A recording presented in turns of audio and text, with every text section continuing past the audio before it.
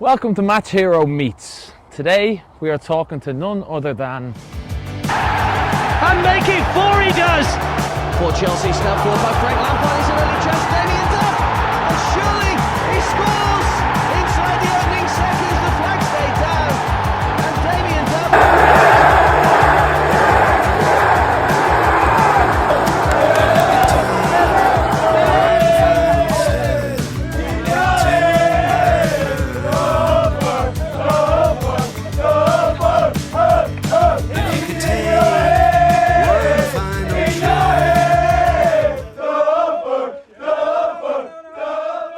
Do you ever give yourself a minute to think back at times, or you're just too solely focused on keep going forward? I wouldn't reflect on my career at now. For me, that's dead to me. I might reference something to the players just as a learning point or to prod them. But like, I've no jerseys up at home. I've no memorabilia. Really? Any medals? I think they're in a bowl. I'm trying to think the room, but Premiership medals in a bowl somewhere. Yeah. So no, I'm not one to dwell. I just always, I guess, want to improve. So player, dead, coach. Well, I'm still coaching effectively. I'm just all about improving as a manager now, really.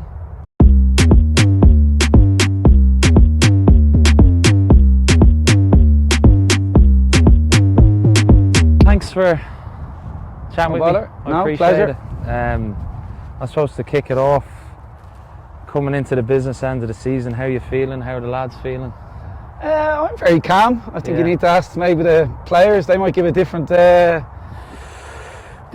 but for me it's all about staying calm in the chaos. Like you said, it's the business end of the season. It's a position that we haven't been in 18 years, and it's a position I think that many of our players haven't been in, so it's absolutely new to them.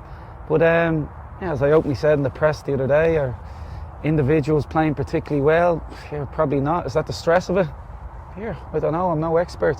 But it's all about, like I said, staying calm, taking on the information that they're given, and just enjoying your football. At the end of the day, why did you get into football? Because you love it. It's the most beautiful sport, the most beautiful game. I think lads forget that. They're in a very privileged position, and it's getting back to maybe, which sounds bizarre because it's a high pressure moment, Yeah. playing with a bit more freedom and a bit less fear. That's lovely that you say that. Is that obviously something that you took from your own experience as a player, and you're trying to integrate that into the lads as much as you can?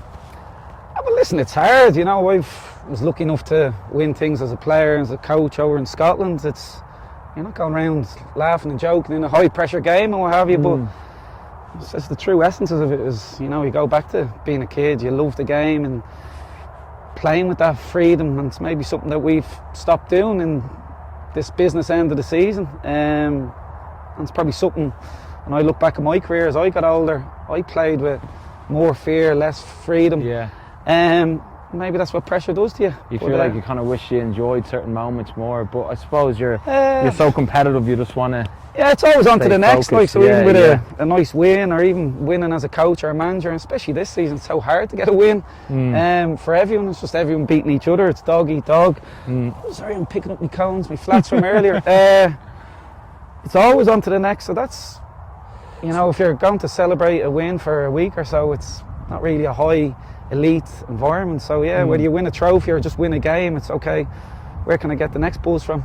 I'm privileged being with Match Hero, being able to come to a few games, and you see the crowd and the community, and I suppose what I'm asking is, what do the crowd and the community mean to you and to Shelbourne and to the lads, I suppose, and to the players?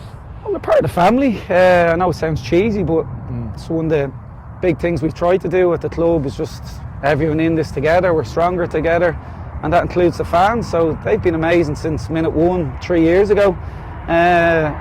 And even with their tifos, you know, everyone thinks they have the best fans in the country, but I'd absolutely say ours are, and what puts them up there at the summit would be their tifos. I've been walking out of Tolka Park many times over the last few years, and you see messages and they're powerful, and it brings a tear to my eye. So they're wonderful. They're a 12th man, they're a 12th player on the pitch, and absolutely, it's these 4 games here, along with the 2 away games, 2 tough away games. But to get where we want to go, we'll need the help from the fans in these last 4 home games. Must be a great sense of pride when they're singing that song, Zombie, what you're naming it. I've been singing it myself. Obviously you're so focused on the game, but it must be a nice little... It's obviously an iconic song, a great tune. Yeah, here it gives me a little buzz, and I'd love to go over and give them. I don't want them to look over. I'm not concentrating on the game, but I think it's very apt. That's the one message in the song for me. It's just so relevant. And what do I mean by that is not just me. It's me, the staff, the players, the club. We are in everyone's head. We annoy everyone. Everyone hates us. I've openly said it's us against the world, but if you knew, if I was to tell you a lot more stuff, you'd absolutely believe it. So we, not just Duffer, we're all in everyone's heads. Yeah. If you'll allow me, take you away from Damien Duff, the manager, and just with the app, we're trying to get kids and youngsters playing as much football as we can. What was Damien Duff like as a kid? Was it just whacking the ball like on street footballer as much as you can? Was that the sort of how you got into football? Yeah, that's all I did. Listen, you obviously need a lot of luck to become a professional footballer. I think you need to love it. But I became a professional footballer, and I was probably near on, if not one of the best in my age group. And you go to Blackburn, who were Premier League champions at the time, 1994. So Blackburn were a massive club. I got there, and I always say this, it's not rocket science. I just played football more than everyone else, anyone else. So even out of interest, out of badness, some days I might even ask our players in the academy, did I play football at home? Not our academy, every academy around the country. No, I just train 3 times a week, and I have a little chuckle to myself because it's nowhere near. I was with Leicester Celtic, Lourdes Celtic, St. Kevin's, and I trained once a week for 60 minutes. I spent the rest of the week on my own, literally on my own. Billy no mates, on the road, 3-4 hours a day. Over 7 days, all of a sudden you're hitting 20-25 hours, whereas players in these elite academies, including us, won't touch Damien Duff's hours or Joey O'Brien's hours or Davy Mack or Skins, because they all got to England. We just trained more than anyone else. But society's different now. It's so many distractions. That being one. Here I can't even come out here without the phone. So nobody trains enough, and that's why I'd worry for football going forward. And I here close to my heart, I'd worry about the Irish football team going forward. I'd worry massively about the Irish football team going forward. The streets seem to be empty at the minute, don't they? It doesn't help when you see signs, no ball games. Ridiculous. And they are empty, and I just think you absolutely become what you practice at. So I was always not a hyper kid, but a ball was my best friend. If you tell me, ask me my best friend from when I was a kid, I probably couldn't name, but I could be a football. And if the minute I had a ball at my feet, I just wanted to move quick. I became a dribbler. So there was a lamppost, a curb, whatever cars, I always just went in and out of it. So I was good at dribbling. Why did I become a crossing? Because same bit in the street every day. There was a wall 30 metres away with a H on it, and I used to just aim at it every day. So I became good at crossing and became good at dribbling. Why? It wasn't by chance. It's all I did subconsciously. I liked doing it. I know, it's amazing to hear it, Damien. And hopefully that kids can kind of listen to this. And I used to be the same. That's all we used to do, me and my brother, and we'd kill each other. But it does toughen you up. So from the street ball, and you're at Blackburn. I won't bring you through every step of your career, don't worry. But I'm just curious as to, you go on to Chelsea, you're lighting up Lansdowne Road and all that. Was there a moment that you've had that confidence going, you know what, I can play against the big boys here? Or were you just so focused on each day training and getting better? Or was there ever a match? I remember seeing a clip of you with Blackburn and you're turning Gary Neville inside out and you're skinning him and all that, and it's like, was that just an inner belief you always had? Were you just like... there was definitely, I guess without me knowing it, an inner belief. I remember, what age was I? 16. It was June, and I'm going over to Blackburn to join the Premier League champions at the time, and it's 5 in the morning. I'm going over for my first day to emigrate effectively. So you're still a baby. My mum said to me at the door, she always reminds me, Damien, you can come back anytime you want, son. And I says, Mum, I won't be coming home. Wow.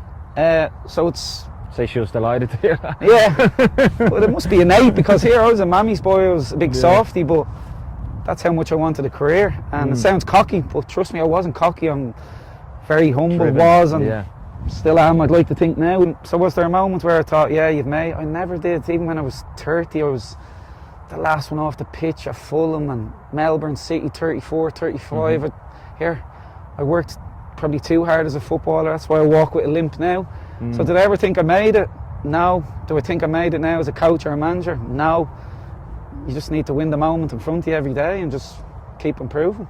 And what was that transition like, going to Celtic? Was that the first move after retirement? Yeah, well, here I got into coaching, I guess, by default. Did your badges? Yeah, but here I only did it because I was bored. I was retired 6 months, and any professional footballer will tell you, or sports person, man or woman, it's scary when you retire. I was institutionalised, probably still am, for 20 years, and had me 3, 4, 5 months of doing nothing. Came to June, I was like, you get a bit tetchy then. I don't miss the dressing room, I don't miss the lads as such. It's just that 24/7 focus, that's what I miss. The structure of it all, you know. The structure, yeah. So that's why I did the coaching badges. I never planned on being a coach, and I was the worst on them. I was the worst on the B, bit better on the A. UEFA, what was it, youth, elite, I don't know, here better again. By the time I finished the pro, I'd like to think I was semi-decent. Did all my work underage. I was speaking to any coach, I'd tell them to start off with kids, make your mistakes there. Yeah. I love helping people anyway, so I love helping teenagers become better players, become better people. Celtic, in a roundabout way, I guess, headhunted me, and I guess the rest is history, because I'm in the deep end now.